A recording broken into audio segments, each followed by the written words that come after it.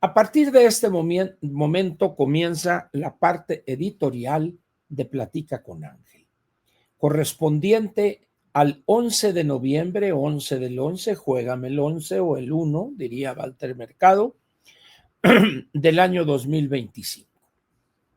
El título del editorial hoy es el siguiente: ¿aguantaríamos la verdad si nos la dijeren?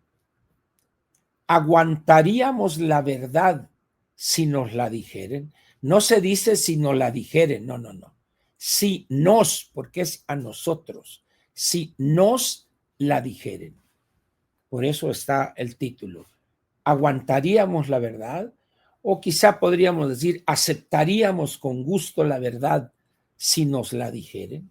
Ese es el título. ¿A qué me refiero? Una de las grandes perversidades de la clase política mexicana, y esto quizá venga, no sé, desde los años 30, para no irnos más atrás, el porfiriato y luego anterior, fines del siglo XIX. Desde los años 30, con ese gran demagogo que fue Lázaro Cárdenas, empezó el Estado mexicano a crear un conjunto de prácticas que tenían por objeto algo tan sencillo pero tan perverso como es esto: mentirle al ciudadano de una forma tal que aceptare con gusto la cruda realidad que estaba enfrentando. Dicho de otra manera, para que viviera feliz con la tragedia que era vivir en México, la miseria, la violencia, el desastre de infraestructura, etc. Los gobiernos posteriores a Cárdenas, que ustedes lo conocen, el general Manuel Ávila Camacho, después Miguel Alemán, luego Ruiz Cortines, luego López Mateos, Díaz Ordaz, Echeverría, López Portillo, Miguel de la Madrid, Salinas, Cedillo, Fox, Calderón, Peña Nieto, el Bulto y ahora esta anticientífica.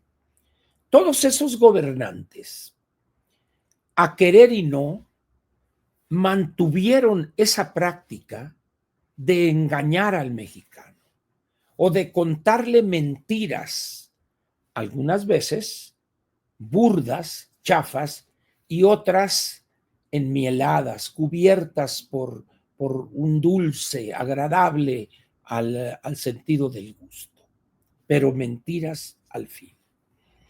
En algunos casos, la mentira era quizá involuntaria, decir, bueno, pues ¿para qué les digo la neta, no? Etcétera. Pero el hecho es que desde Cárdenas a la fecha, el gobernante y los gobernantes de los estados, los gobernadores y los presidentes municipales, pero también los legisladores y también los funcionarios, mienten de manera consciente. En pocas palabras, la verdad es la mercancía más escasa en el discurso de los políticos mexicanos. Un político mexicano, no obstante, al margen de la posición que ocupe en la estructura pública, y esto no exime a los empresarios, o esos negociantes sedicentes empresarios, de repente, miren, vean ustedes, preocupan a los CEO, a los Chief Executive Officer, lento crecimiento y débil consumo. ¿De dónde sacó el financiero esto? De una encuesta. Pero, ¿por qué no dice alguien de esos CEO, la empresa nuestra, o yo, director general de la empresa, lamento el bajísimo crecimiento, la gran ineficiecia de esta burocracia corrompida, ignorante, sinvergüenza? No, eso no. Por eso en una encuesta, pues ahí se queda. ¿Quién dijo? Pues quién sabe, fue la encuesta. De tal manera que toda esa parte de los que deciden en este país, vamos a ponerlo de esa manera, sean del sector público o del sector privado, mienten. No se atreven a decir la verdad. Tienen reuniones con funcionarios y en vez de decirle esto, esto y esto, está pasando esto, se está generando con sus políticas erróneas estas consecuencias negativas. Bueno, pensamos pues que los signos que se ven en la economía son alentadores, aun cuando el lento crecimiento, pero tenemos confianza que habrá tracción para que la economía crezca. La labor que está desarrollando la presidenta Claudia Sheinbaum es elogiosa, encomiosa, con una gran claridad. ¿Podría usted, señor secretario o señora secretaria, ser el conducto para hacerle saber a la presidenta que los empresarios mexicanos apoyan sus decisiones, su actuación para hacer de este país un mejor país? ¡Ah! Aplaudiendo. No tenga usted cuidado, señor ingeniero. Con mucho gusto llevo esas palabras y esos buenos deseos de usted para nuestra presidenta, porque ella todos los días se sacrifica, hace su mejor esfuerzo para dejar, cuando termine su encargo, un mejor país. ¡Ah! Ahí está. Mentiras, palabrería hueca. Pero los que se llevan el aplauso son los funcionarios. Estamos entonces aquí ante un problema doble, o que tiene dos caras o dos cabezas, un problema bicéfalo. Por un lado están estos capitostes del sector privado, están los políticos, etcétera, etcétera, los que ya mencioné. Y por otro lado está los ciudadanos. Aquellos, los primeros, mienten para mantener un estado de embrutecimiento y de estupidización de decenas de millones de mexicanos. Ese es el objetivo de aquellos. Pero ¿cuál es el objetivo del ciudadano cuando escucha ese torrente, ese alud de mentiras de la clase política, de la clase empresarial, como se dice, aun cuando no es una clase, porque estos ni empresarios son? ¿Qué pasa con el ciudadano? Que por desgracia se siente contento. Ahora sí la doctora nos dijo ahora que vino que va a hacer esto y todo muy bien. Es decir, ha llegado el ciudadano a interiorizar, a hacer suyo ese discurso mentiroso, que cuando lo escucha una y otra vez se siente bien, aun cuando la realidad le diga que no va a hacer nada, que el anterior gobernante tampoco lo hizo y lo mintió. Entonces estamos ante una situación increíble. Por eso menciono yo el bolero del Chamaco Domínguez: miénteme, miénteme más que me hace tu maldad feliz. Voy viviendo ya de tus mentiras. Ese es, en términos generales, por supuesto, el ciudadano mexicano. Y no hay poder humano que lo saque de ese estado de estupidización perversa que lo lleva a ser casi un zombie. Así es. Ahora bien, vamos a ubicarnos en los terrenos de la utopía y vamos a suponer que llegare un candidato a algún puesto de elección popular, el que ustedes gusten, sea presidente municipal, gobernador, diputado local, diputado federal o senador de la República o candidato a la presidencia de la República. Y ese candidato llega a la campaña, inicia su campaña y empieza a decirle la verdad a las audiencias que le toca, con las cuales le toca interactuar. La verdad cruda, la verdad, se los dice. ¿Ustedes piensan que el partido que lo postuló lo dejaría continuar? No. Inmediatamente el partido le quita la de estos y vas para atrás. Vámonos, no. Hubo un error, lo mandamos, es que no es Juan Pérez el candidato, era Pedro Pérez, por eso ya corregimos eso, ahora es Pedro Pérez, ya. Porque el primero que se sabría perjudicado es el partido político que postuló a este candidato. Pero luego llega un candidato independiente que la legislación lo permite, fuere presidente municipal, el gobernador o presidente de la República. Ese candidato no tiene ligas con partido alguno, pues ni ese candidato independiente se atreve a decir la verdad. El Bronco, ¿se acuerdan ustedes del señor que fue candidato a la presidencia? Dijo algunas cosas que, lejos de ser una verdad, eran una locura. Cortarle la mano al ratero, me acuerdo que era una de sus grandes directivas, ¿verdad? Pero no, pues evidentemente no ganó, ¿verdad? Y además no lo podría hacer, ¿verdad? ¿Por qué? Pues porque hay leyes y esas las controla y las modifica y aprueba el poder legislativo, no el poder ejecutivo. En esas condiciones, pues, ¿qué pasaría si un candidato empezara a decirle a la audiencia que está frente a él la verdad? Voy a poner algunos ejemplos. Ahorita estamos viendo algunas protestas de productores agrícolas. Creo que la más reciente, la que está ahorita, es de los azucareros, que están exigiendo que se le ponga un arancel al azúcar importada, y creo que el gobierno federal ya aceptó y puso un 200% al azúcar importada. Bien. Pero vayamos a los productores de maíz que protestaron, bloquearon carreteras, lo que gusten ustedes. Y es que 5,250 pesos perdemos dinero y que denos 7,000 pesos. Y se acuerdan todo lo que hubo y los tractores, las trilladoras ahí, todo muy bien, perfecto.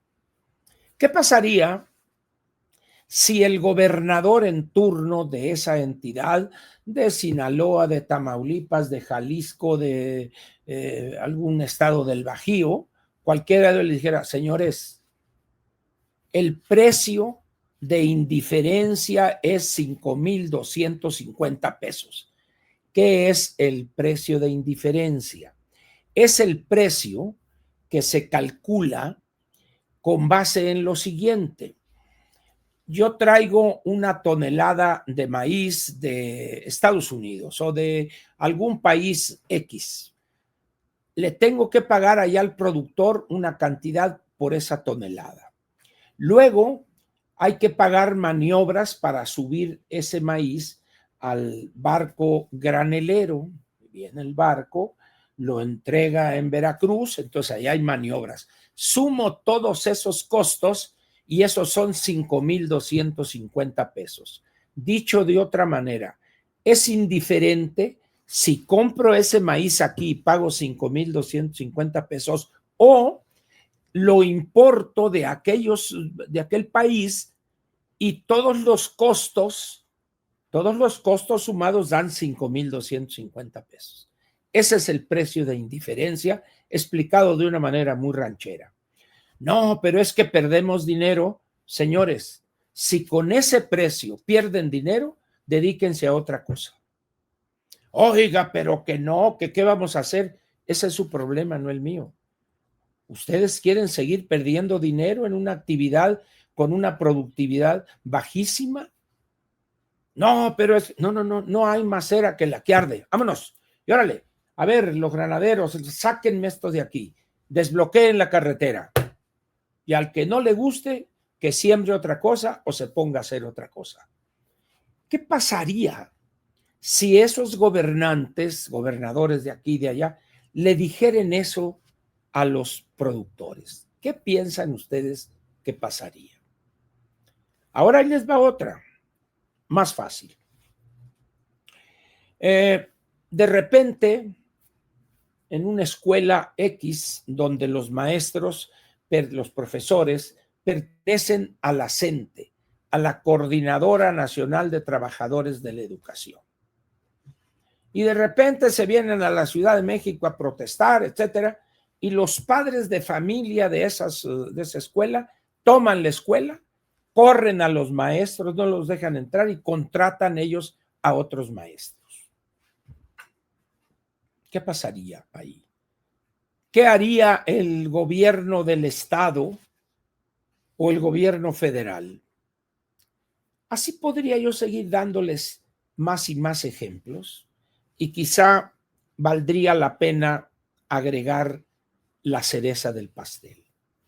¿Qué pasaría si el gobernante, en este caso el presidente de la República o la presidente de la República, les dijere a una delegación de estos agricultores o productores, a ver, señores, el problema es muy sencillo.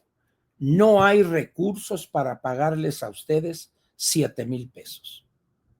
Ya les explicó aquí el secretario Verdegué, no, ese no sabe explicar. Ya les explicó Ángel Verdugo aquí, asesor del secretario de Agricultura, lo del precio de indiferencia y son 5,250 pesos. No hay un 5 más. Si no aceptan ese precio, guarden su maíz, almacénenlo y ahí a ver qué hacen con él. Pero la industria va a pagar 5,250 pesos. Y desde antes de inicio del ciclo agrícola, el gobierno federal va a hacer los cálculos de todos y va a decir, señores, el precio que va a pagar el gobierno federal al final de este ciclo, cuando cosechen, va a ser 6,000 pesos. Punto. Hagan sus cuentas. Si no les sale, si no ganan dinero con 6,000 pesos, no siembren. Pero no va a haber un 5 más. ¿Y esto qué significa? Que la realidad ha llegado a esa parte del campo mexicano. ¿Qué pasaría en esas condiciones si en varios casos, varios ejemplos, el gobernante empezare a decirles la verdad a esos pedigüeños, a esos que protestan? ¿Qué pasaría?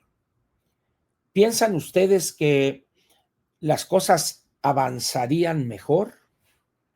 ¿O en un determinado momento el gobernante cedería ante esa presión? No me conteste, piénsele. ¿Por qué razón? Porque resulta que a los agricultores, que a los padres de familia o que a los profesores que faltan y que le enseñan una bola de babosadas a los niños, etcétera, no quieren que les digan la verdad. Quieren seguir en la mentira. Quieren seguir en ese engaño permanente y sistemático en el que hemos estado sumidos desde principios de los años 30 del siglo pasado. Ya vamos a cumplir casi 100 años. Por eso el país está como está, entre otras cosas, ¿no? ¿Qué pasaría si la anticientífica llega y se avienta un speech y a los 2, 3 minutos, cuando empieza a soltar mentiras, la gente le empieza a gritar mentirosa, mentirosa, mentirosa y se retira y la deja sola, hablando sola? ¿Qué pasaría ahí? Y si eso se repitiera en todo acto público donde estuviera ella, o que llegara un secretario, o que llegara un gobernador a un poblado, etcétera.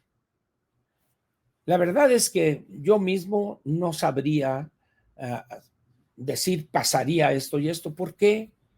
Porque el mexicano está acostumbrado a que le mientan. El mexicano no quiere escuchar la verdad. Es más, rechaza la verdad. Esto Puede suceder, pues vamos a decir, algo absurdo si quieren, pero se da hasta en las mejores familias. ¿Alguna vez usted ha presenciado en la televisión, ha visto un programa de estos de opinión donde llegan los grandes intelectuales, etcétera? Eh, y cuando escucha a los 3, 4 panelistas ahí hablar, ¿se han fijado ustedes en que todos dicen lo correcto? Todos dicen, no hay uno solo que se atreva a decir, lo que está diciendo Ángel Verdugo es una soberana tontería. Las cosas son así asado. Yo conozco un caso y por eso ya no lo volvieron a invitar. Hace ya algunos años, a mi amigo Macario Esquetino lo invitó Leo Zuckerman a uno de sus programas, allá cuando empezaba, no me acuerdo cómo se llamaba, La Hora de Opinar. Y estaba Jorge Castañeda, estaba Héctor Aguilar Camín, Javier Tello, Leo Zuckerman y Macario Esquetino. Y normalmente en ese programa, en aquellos tiempos, la primera pregunta la hacía Leo a Javier Tello para que expusiera el tema o los lineamientos generales. Y ahí Héctor decía, bueno, lo que dijo Javier está bien, pero yo pensaría, pues siempre muy comedido el asunto. Y lo mismo Jorge. Y entonces lo que dijo Javier Tello, y luego le llega el turno a Macario, y dice Macario, yo lo que quiero decir primero es que esta persona no tiene la menor idea de lo que está diciendo en economía. ¡Pum! Vale, aquello corrió una corriente eléctrica ahí que generó dos cosas. Primero, que Javier Tello no volvió a hablar en todo el programa. Y segundo, que no volvieran a invitar a Macario Esquetino. Por haber dicho, este señor o Javier no tiene la menor idea de lo que está diciendo. Una verdad de Aquilo, y que en vez de decir, a ver, ¿por qué vamos a...? No. Simplemente inadmisible que un panelista exhibiera la ignorancia de uno de los panelistas que estaban ahí. Vean ustedes el que quieran. Entonces, es una situación donde el país se mueve en un ambiente de hipocresía, de falsedad. Consideran que decir cosas duras, pero correctas, es una falta de respeto.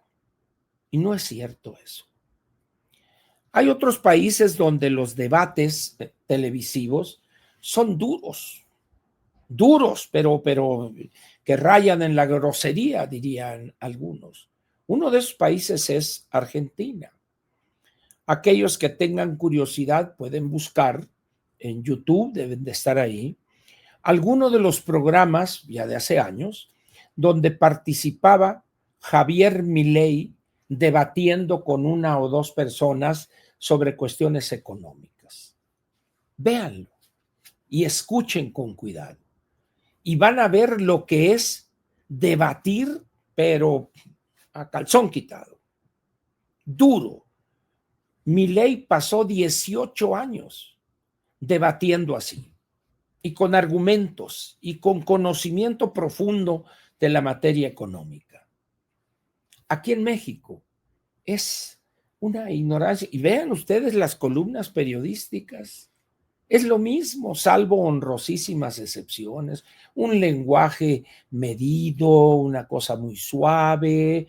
Por eso el mexicano también es así. ¿Dónde va a aprender el mexicano a adorar la verdad, vamos a decir, si todos los actores públicos dicen mentiras o dicen cosas? Bueno, sí, pero no, pero lo más seguro es que quién sabe. Eso que es el resultado de casi 100 años de hipocresía, de mentiras, de engañifas, nos tiene postrados como estamos hoy. ¿Cómo es posible que la gente esté en la mañanera y presente es que el crecimiento de los homicidios dolosos con Calderón fue tal y tal, pero con nosotros bajó el 30 o 40%? Pues es mentira eso. Eso es mentira. Pero nadie de los presentes ahí, señora, con todo respeto, está usted mintiendo. Esas cifras son incorrectas, son falsas. Por esto, por esto, por esto. Claro, se arriesgaría a que no la volvieran a invitar a esta persona, pero la dignidad del periodista está por encima de esas cosas. Estamos, pues, ante una situación ambivalente. Los gobernantes, los empresarios, los políticos mienten y vamos a construirles aquí una universidad. Bueno, las universidades, las 100 universidades Benito Juárez que habló López, creo que hay como 40 o 30 nada más. Entonces dice uno, bueno, pero ¿alguien ha dicho eso? Nadie. Por eso odian a Carlos Loret de Mola en su espacio en Latinus, porque hacen investigación y les exhiben, aquí está la neta del planeta. Por eso no es que les caiga mal en lo personal, es que los esté encuerando, los esté exhibiendo. Pero es mal vista la actitud de Carlos, por supuesto. Ahora bien, en el Senado de la República hay una rara avis, una persona que destaca por entre los otros 127, Ricardo Anaya. Ricardo Anaya es un hombre articulado en lo que expresa, un hombre estudioso, inteligente, conoce del tema acerca del cual está opinando y se prepara para su intervención. Muy bien, creo que hace unos cuantos días este señor, este cavernario de Guerrero, que si terminó la primaria, yo creo que copió palitos 1 en el kinder.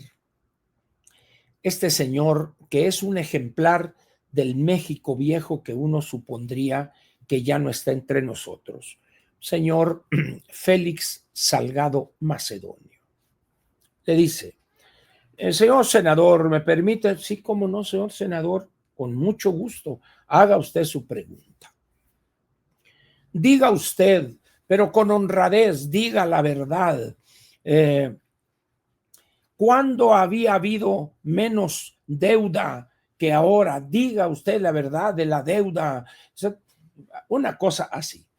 La verdad es que este señor no tiene la menor idea, Félix Salgado, de las estadísticas que publica la Secretaría de Hacienda sobre el endeudamiento del sector público federal. No tienen la menor idea, es menoridio, diría Eugenio Derbez. Y entonces empieza Ricardo, señor senador, desde el año no sé qué, desde el Paleozoico superior a la fecha, hasta el 30 de noviembre del 18, la deuda total acumulada del sector público fueron 10.4 billones de pesos. Pero del 1 de diciembre del 18 a la fecha, la deuda ya casi llegó a los 20 billones de pesos. Es decir, en un lapso de 7 años se duplicó la deuda con los gobiernos de Morena. Esa es la verdad y usted puede checar. El otro mejor se agachó y ya no dijo absolutamente nada. Luego, no sé qué reunión hubo donde asistió la reina de las teleras de huevo con jamón. Una mujer sentada ahí, chapita, insignificante, no solo es, sino que parece insignificante. Y está el posicionamiento del PAN, está Ricardo, y le plantea el problema del huachicol y hace una disección de montos, cantidades, etcétera, etcétera, ahí enfrente de ella, o sea, no escondiéndose Ricardo, ahí. Y la señora así con una cara de, Chin, nadie me dijo que ser secretario de Gobernación era aguantar esto. ¿Por qué? Por la ignorancia de esta mujer. Entonces, ¿por qué mucha gente no quiere a Ricardo Anaya? Porque dice la verdad, porque se documenta y está diciendo, señores, esta es la neta del planeta. En vez de que en el PAN fuera hoy el héroe, fuera el legislador más destacado y otros siguieran su ejemplo, ¿no?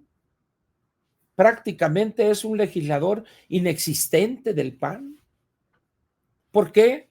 Por la envidia de los mediocres, de los muchos panistas. Estamos, pues, ante una situación curiosa. La verdad os hará libres, dice la Biblia. Aquí es al revés. Aquí la verdad lo sacará de la conferencia. El ciudadano mexicano, pues, es feliz con la mentira. Le gusta que le mientan. No quiere que le digan la verdad. Prefiere que le mientan.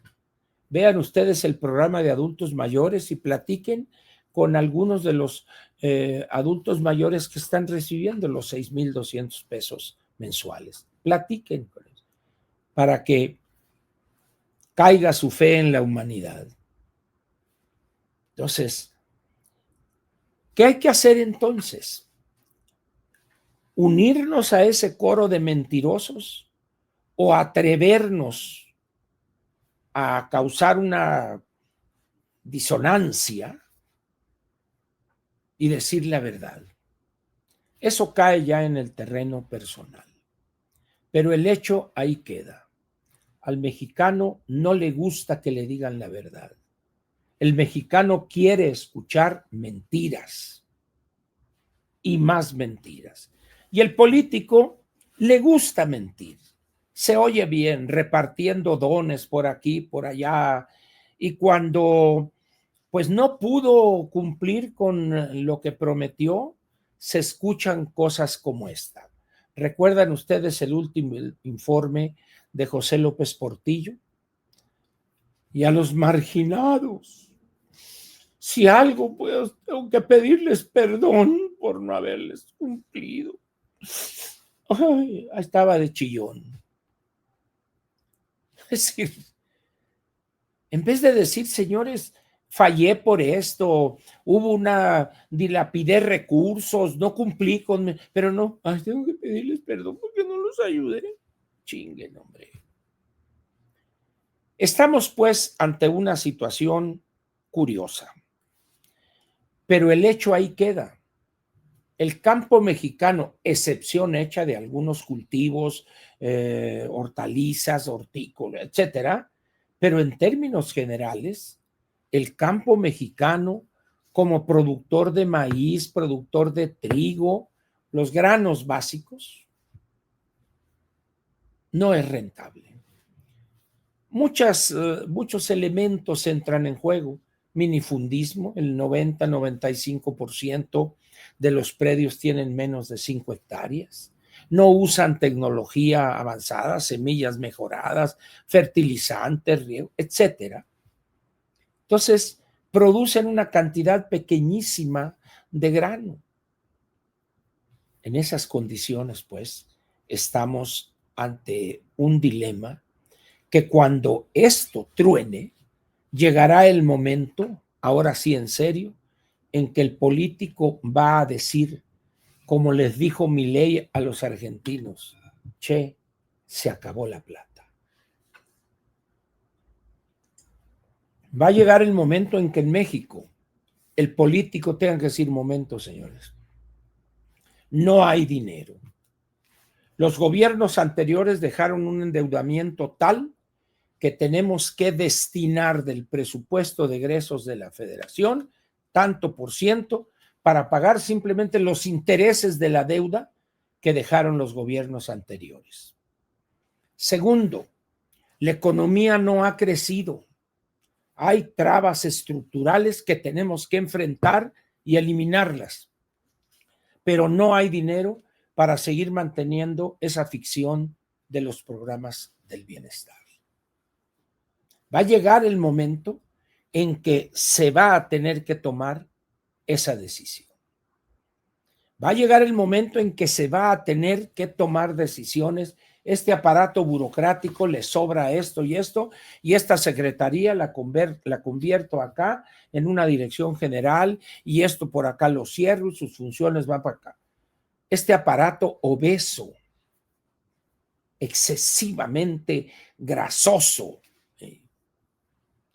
¿Cuándo va a suceder eso? No lo sé, pero va a llegar un momento en que obligadamente el candidato triunfador a un gobierno del estado, a una presidencia municipal o a la presidencia de la República, a hablarle a los mexicanos de una manera que no nos gusta a los mexicanos, con la verdad. Muy bien. Antes de terminar, quiero hacer un comentario corto sobre la revocación de mandato. La revocación de mandato, que fue aprobada e incluida en la Constitución en el gobierno de López Obrador, fue hecho plan con maña. La revocación de mandato, López Obrador la copia de aquella revocación de Hugo Chávez. La revocación de mandato en estricto sentido es una consulta ciudadana que la pide o la exige el ciudadano. Esa es una verdadera consulta ciudadana. ¿Y por qué es así? Porque quien colocó al gobernante en esa posición es el ciudadano. Entonces, cuando el ciudadano ve que ese gobernante no sirve para nada, como es el caso, exige que se lleve a cabo una consulta para revocarle el mandato. En términos teóricos, así es. Muy bien. Pero López Obrador, ¿qué hace? Una revocación de mandato manipulada, ahorita veremos, pero para que, ya ven, la gente quiere que me quede. A ver, pero la revocación de mandato, esa consulta, no es para preguntarle a la gente si quiere que usted se quede. Pero bueno, hay una serie de requisitos. López Obrador quería hacerla al mismo tiempo que la elección intermedia. La oposición dijo no, se viciaría el proceso electoral. Hay que hacerla al final o cuando termine el primer medio del gobierno y en los próximos 90 días ahí organizarla. Muy bien. ¿Por qué aceptó López eso? Porque no tenía la mayoría calificada en esa legislatura en la Cámara de Diputados. Entonces, tuvo que ceder y la redacción ahí está en el artículo 35 constitucional y en la ley reglamentaria. Muy bien. Uno de los requisitos primeros para pasar al siguiente paso, valga la redundancia, es 3 millones de firmas. 3 millones de firmas, o el 3% de la lista nominal, creo. Esa cantidad.